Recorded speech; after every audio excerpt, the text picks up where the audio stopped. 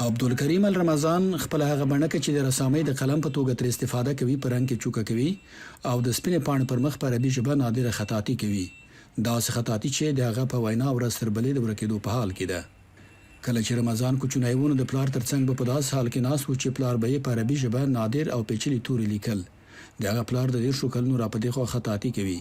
وروسته له هغه چې ډیرو ماهرو خطاطانو دا هنر د نورو دایمي کارونو لپاره پرېښوده نو د هڅه وکړه چې دا هنر ژوندی او له ورکېدو څخه وساتي. په 19 کلنۍ کې رمضان د عربي ژبې د خطاطۍ درس ووایه چې بیا وروسته په بصره کې په ښوونځي کې د ښوونکي په توګه مقرر شو. من كنت صغير کله چې زه کوچنی وم نو زه به د خپل پلار ترڅنګ کېناستم او د هغه خطاطي به مې لیدله.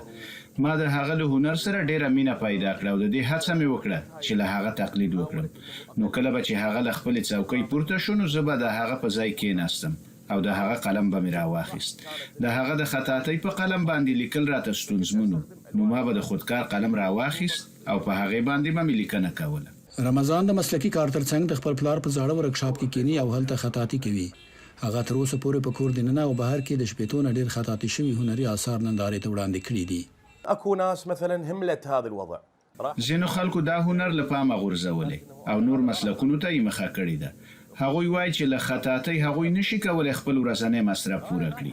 زه دلته یم او همدلته به پاتې شم فقط د خپل مسؤلیت لپاره او د خپل پلار د هیلو د ژوندي ساتلو په خاطر. په داس حال کې چې د رمضان د خطاطۍ و نسخه د 0 نه تر 1500 پورې خرڅيږي خو هغه وایي چې په دې سره نشي کولای خپل ژوند پر مخ بوزي.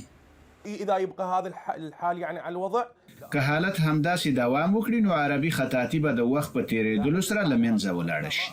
د دې لپاره چې دا لرغونی هنر له منځه ولاړ نشي باید مسؤلین په دې هکله مرسته وکړي که نه د عربي ژبې دا میراث به له منځه ولاړ شي.